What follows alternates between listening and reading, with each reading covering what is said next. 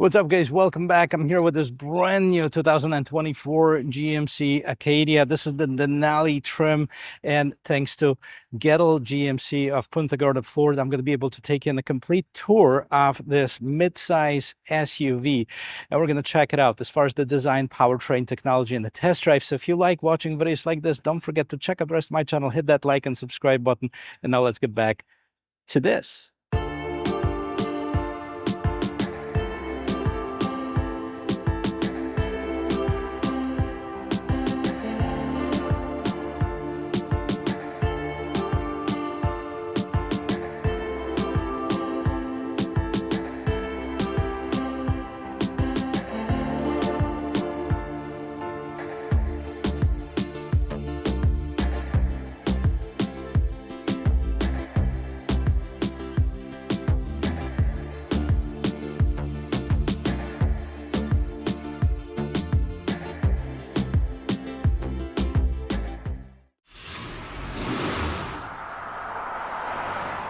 2024 GMC Acadia is brand new. It's got a new shape, it's bigger, it's wider, it's longer, it's got more space inside, it's got the brand new powertrain, it's got brand new technology. So I'm excited to show this to you guys. Well, let me grab the camera and we'll walk around this vehicle together. Looking at this vehicle versus 2023, there's nothing alike. Well, maybe other than the GMC logo in front. I like this volcanic red tint coat color. Look at this flat hood. It's got some indents in the middle and on the sides. Big lights, LEDs, of course, all LED, including the daytime running lights, turn signals, and the headlights itself. You have the GMC, see, nicely glowing in this amber color. And if we scroll down here, you also have a set of fog lamps at the bottom. Lots of chrome trim on this Denali trim. This is the top of the line trim. And as you used to in the GMC, all of the Denalis basically have this bright chrome in the middle. Big GMC logo, and underneath here you have this front view camera. At the bottom, it's finished off with this piano black trim. One of the biggest changes between this and the last year's model is what's underneath the hood. So let's check it out. And here you'll find the brand new powertrain that it shares with the Chevy Traverse and the upcoming Buick Enclave. So this is the new 2.5-liter four-cylinder turbocharged engine producing 328 horsepower and 326 pound-feet of torque, made it to an 8-speed automatic transmission available as a front-wheel drive or all-wheel drive. This particular one is a front-wheel drive.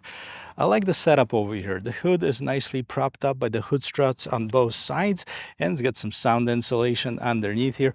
I'm really curious how this vehicle drives, so I'm going to check that out at the end of this video.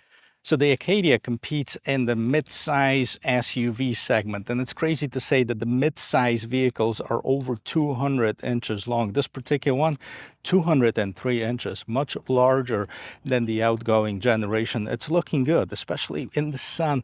Look at this volcanic red tint coat color. This is the Denali trim, so you're going to have a lot of luxury accents, such as the wheel wells painted in the same color as the rest of the vehicle. Now we have 20-inch rims on this particular one, multi-spoke design, Continental cross-contact LX20 is the tire of choice here. 235 by 55 on 20-inch rim. And then, of course, in the back, you can see this independent suspension, all-wheel disc brakes, Denali right on the side, finished off in this piano black trim at the bottom.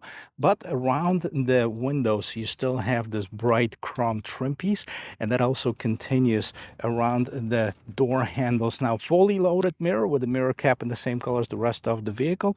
You have the turn signal, side view camera, basically, and the blind spot assist.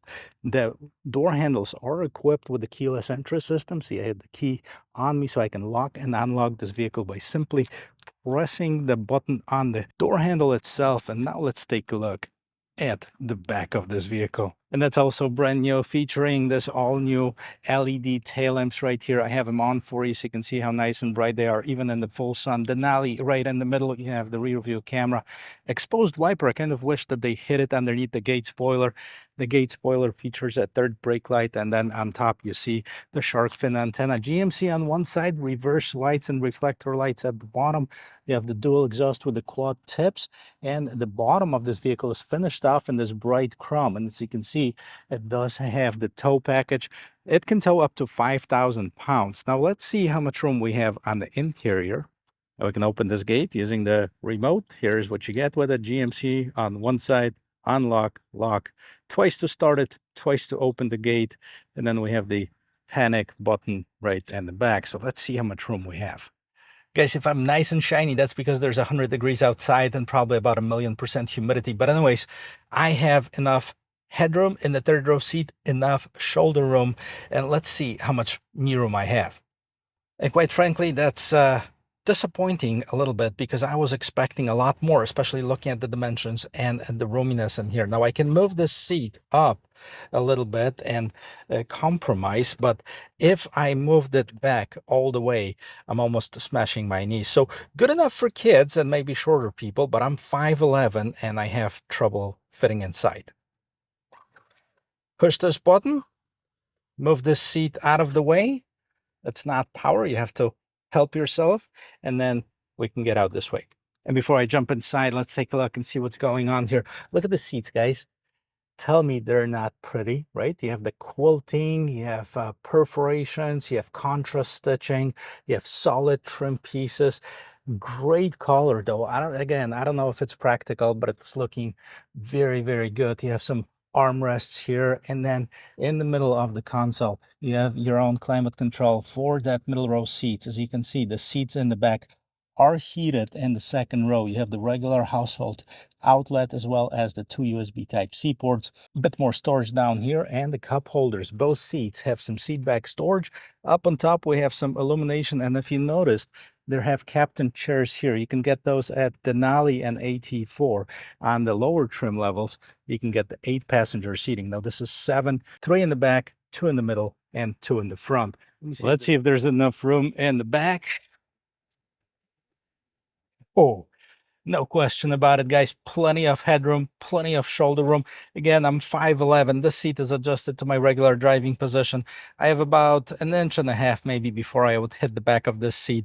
So no shortage of room in the middle row seats. And the seats are very nice, comfortable. The leather feels really nice and soft. That's the back. Let's see what's going on in the front. Of course, before we jump inside, let's listen to the sound of the closing door. Very good. All right, the door is nice and heavy in the front. You have basically the same thing as in the back, with the addition to 2 memory seat settings. Right here you have the unlock and lock, and then you have the window mirror lock controls. You also have the power tailgate, and here on the inside you'll feature the power seat in the front for driver and passenger. This floating console with tons of storage, and overall a great looking brand new interior of this vehicle. Let me jump inside, get it out of the sun, and I'll show you what it looks like. Oh, I gotta say, wow, at this point, guys, this interior is so much different, so much more technologically advanced and modern than the previous generation. This is like getting into a completely different car, which it is, by the way. Now we have the Denali trim, which is the top of the line. As you can see on this trim, this is the wood trim.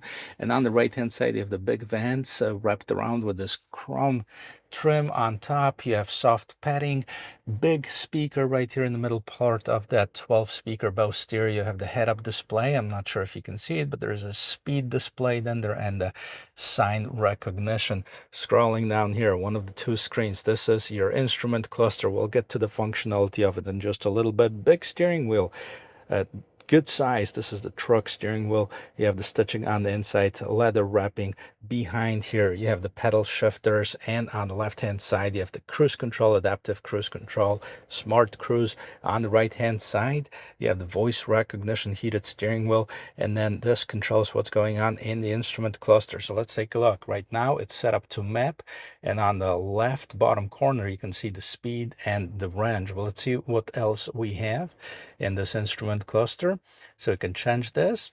All right, so on the right hand side you have the different media. Right now it's in the Sirius XM 80s, 8 on 80s or 80s on 8. And on the left hand side you have the speedometer and tachometer. You also have the adaptive cruise control. Here's another setting. basically a speedometer right here in the middle, automatic shutdown in 5 minutes. Let's just do something. Okay, I pressed the brakes, it went away. 0 miles per hour. So your tachometer is in the background. You have your date and temperature. Look at this. It's 11:38 a.m., 97 degrees outside, and we're in shade. Crazy, right? 136 miles to empty. Overall, a good looking screen. Back to this. So lots of customization going on. This is in your instrument cluster, but wait till you see this, guys. So they went from like no screen to one of the biggest screens in the industry. This is 15-inch screen. Kind of reminds me of the Ford screen, to be honest with you, and seen of the Ford Mach-E. Nevertheless, it's a good looking screen. And this is the Google design infotainment system. We've seen it on other GM models. There's a lot of functionality over here. Let's see. First of all, you have those two big vents on the side. I mean, that blows really nice and cold. I had to actually turn down the fan because it was so loud that you wouldn't hear me talk. Here's your start stop button, and let's see what's going on. So home screen. This is your main screen with the shortcuts to the different apps. So you have the Google Assistant's Play Store. You can download your own apps. Camera, let's take a look at this. Good looking camera system. Kind of wish they would take up more of this screen. We have this big screen and just about 1/3 of it is used for it. But here's your rear view camera, front view camera, top down from the front, top down from the back. Here's your side from one side, from the other side, trailering cam, good looking one. And of course, you do have the regular trajectory line. So put it in reverse and let's see how that looks. Okay, as you can see, I have the trajectory lines here also blinking that you are close to another object and somebody's passing by. So it's give you both visual and audible warning. Very nice, good looking one. Let's get out of this camera system. You also have your Alexa assistant. And if you were to tow something, as I mentioned before, it's got 5,000 pounds towing capacity. Settings, ambient lighting, we have several different colors to choose from. And if you ever get lost, you hit this button on top. It's going to take you to the home screen. As far as the climate control, right now it's off in the rear. We can turn it on or off. So this is your rear climate control, front climate control. We're going to turn this on and this nice animation comes on. Low temperature and then different vents that the air is coming out of. And you also have the shortcuts right here at the bottom, so you don't have to go through this screen if you don't want to. The shortcuts are always down here. Go back to the main screen, Wi-Fi, hotspot, audio. We have the AM, FM, Sirius XM as far as sources, and this is a Bose premium stereo. So it sounds really good. Unfortunately, I can't demonstrate it for you due to the YouTube copyright policies. Maps. If you are an Android user, you're going to love the maps. The same functionality as you have on your Android phone. Very nice, very bright, very accurate, and very easy to use. Several different options to input your destination, whether through shortcuts, voice, or just simply type it in. I like it. And as far as the phone, you can connect Android Auto wirelessly. You can connect the Apple CarPlay wirelessly as well. Here's your controls. Head-up display, dome light, power window lockout, camera, auto high beams, front fog lights, kind of the shortcut buttons, the ones that are highlighted. This is the ones that are actually selected. And then we go to the second screen. We have doors and windows, lights, drive and park, universal remotes, tons of different settings and customization. And here at the bottom, we have the My GMC podcast and news. And as I mentioned before, these buttons stay on. As you can see, you have the fan speed. You can sync it, or you can have separate temperature for the driver, passenger, and the rear. All three are independent. You have heated and ventilated seats. Right now, I'm going to put it for the 3-stage ventilated. Feels really nice. And this is your volume control right here. Also a power button. Scrolling down, you can close this, you can open this. This is nice wood trim. Open it up underneath here, you'll find the wireless charging. You also find the USB Type-C, USB Type-A, big cup holders, and of course this opens up, giving you more storage. And you can remove this top shelf. Going up on top, nothing too crazy as far as this mirror, pretty small actually. I kind of wish that this was this digital mirror. Up on top, you have the OnStar SOS sunglass holder. No sunroof in this particular one. And as far as the mirrors, they are illuminated. decent size visors. I am really impressed with this brand new interior of this 2024 GMC Acadia. Well, let's talk about pricing and take it for a spin. And here's the time, guys. We're going to take it for a spin. But before that, let's take a look and see what's available as far as the different trim. Now, this is the top of the line trim. And we're talking about the Denali. This is the front wheel drive. The MSRP on this particular one is about $56,000. But it starts with elevation. So elevation, if you look at the front wheel drive, the base MSRP starts at $43,995. So that's really an inexpensive vehicle. When you add the all-wheel drive, it's going to go to $45,995, so $2,000 more. The same thing with the AT4, starts with $51,395, and I think this would be my favorite trim. And then the Denali starts at $57,695. Now, this is the all-wheel drive. We have the front-wheel drive version. So let's take a look and see how it drives. Now, while we drive, let's talk a little bit about the segment that this vehicle competes in. And as I mentioned before, this is the midsize SUV segment, which is basically Kia Telluride, Hyundai Palisade, Toyota Grand Highlander, Honda Pilot, Nissan Pathfinder, and you're talking as far as the domestic ones, you have the Ford Explorer, you have the Jeep Grand Cherokee L, because we have that 3-row seating. So a lot of vehicles that are competing in the same class. And quite frankly, I'm surprised that this GMC Denali is not more expensive than it is. Yes, at $58,000, it sounds like a lot of money, but if you compare it to a Jeep Grand Cherokee L and you go to the Summit Reserve trim, you're looking at about $70,000+. And if you add some of the features, you're going to be over $80,000. So this is a luxury vehicle with a non-luxury price tag. Now, not saying that it's cheap, but it definitely provides a lot of value for the money. And I know a lot of people are going to be skeptical about having a 4-cylinder engine powering up this vehicle, but like I mentioned before, the 328 horsepower is more than we had in the last generation V6. So let's see how it drives. So overall, nice and quiet here on the inside, even with this fan blowing, just the hum of the fan. But going over some of the obstacles here, suspension, nice. Okay, I wouldn't say it floats. It's not Lexus-like, but it definitely handles the bumps very well. And you have a nice, of course, big windshield.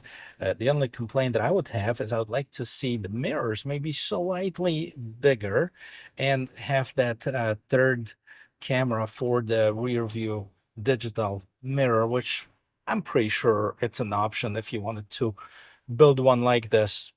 Let's merge into traffic here.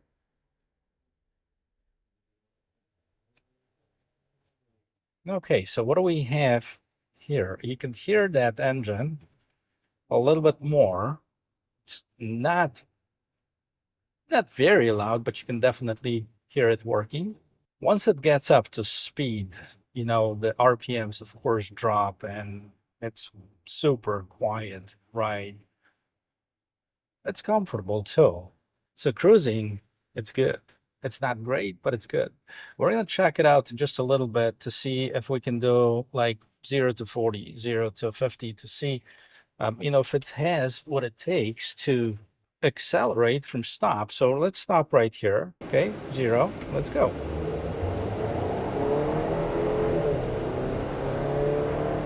Now we got 40, about 46. That's about as fast as I can go here.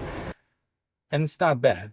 I mean, you can hear the engine working, though. That's one thing that a lot of people might be concerned about it, because it's definitely a smaller displacement engine and it's a large truck, but that's what we have. So if you look at the segment, you know, the base models, the only ones that are come standard with the 6-cylinder right now is still the Honda Pilot, and we have about 290 horsepower on that. Same thing with the Hyundai Palisade and the Kia Telluride. Those are 6-cylinder, but we have, about 280 horsepower, so about 40 horsepower, almost 50 horsepower less than on this one. We also have the brand new inline six and the Mazda CX-9, but the CX-90, I'm sorry, 690, but the CX-90 is so much smaller on the interior than this.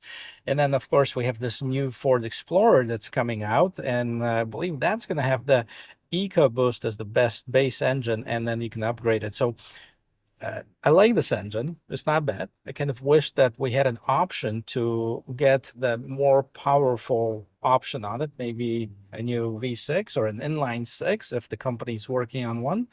That would be a nice addition to the lineup. But overall, a nice and smooth driving vehicle. Again, 5,000 pounds towing capacity. We have the gas mileage, 20 in the city and 27 on the expressway, for the combined number of 23, which is actually better than I get on my Pilot. We've been getting about 20 miles per gallon on the combined cycle. So if that's truly 23, that's going to save you a little bit on gas. So I don't know, guys. What do you think about it? Let me know in the comment section whether you like it or don't like it. I'm really curious how the Traverse is going to be and what is it going to cost, especially that this top of the line trim is about $57,000. If we can get the top of the line Traverse in the high 40s and low 50s, I think that could be a winner in the segment, but that's going to come in a separate video. And for now, guys, thank you very much for watching. I hope you liked this video and I hope you learned something. And if you did, don't forget to check out the rest of my channel, hit that like and subscribe button, and I'll see you in my next video. Cheers.